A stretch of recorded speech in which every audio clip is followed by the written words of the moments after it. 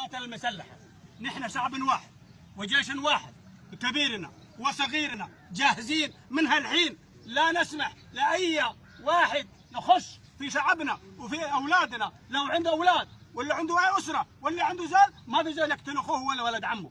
دول ناس لا عنده أخوان ولا عنده أسر ولا عنده عبد. نحن السودانيين وإحنا جيش وإحنا شعب واحد وجاهزين الليلة يا سعادة اللواء. هالحين جاهزين كلنا الرشاية، جاهزين لجنة واحد، ما نتجسس ونتكلم قدام الطيب والبطال. جاهزين، الغاضب يغضب والراضي يرضى.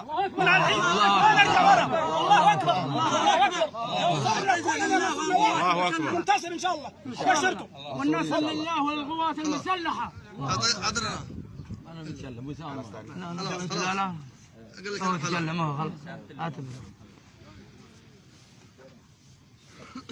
بسم الله الرحمن الرحيم، والصلاة والسلام على أشرف المرسلين سيدنا محمد وعلى آله وصحبه أجمعين.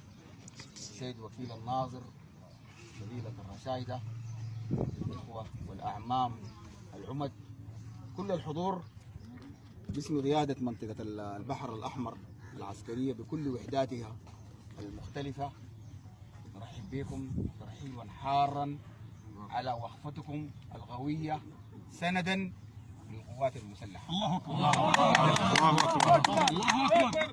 ومجيئكم اليوم لزيارة المنطقة وحديثكم الطيب في حق القوات المسلحة بينم عن الوطنية الصادقة اللي بيتمتع بها أهلنا في قبيلة الرشايدة. الله اكبر الله اكبر.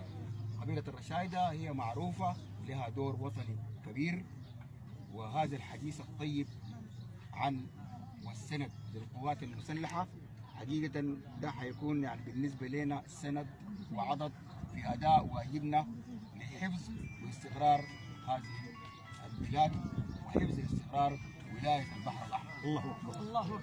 نعمل إن شاء الله جميعا بكل المكونات القبلية الموجودة في ولاية البحر الأحمر من كل القبائل بمختلف سحناتها المختلفة أن نكون على يد واحدة إن شاء الله. الله اكبر. جاهزين الله أكبر لبناء هذا الوطن. نعمل سويا لضرب الخونة والمارغين. الله اكبر. نعمل سويا لتنمية هذه المنطقة. نعمل سويا لاستقرار هذه البلاد. نأكد لكم نحن في القوات المسلحة سوف نحافظ على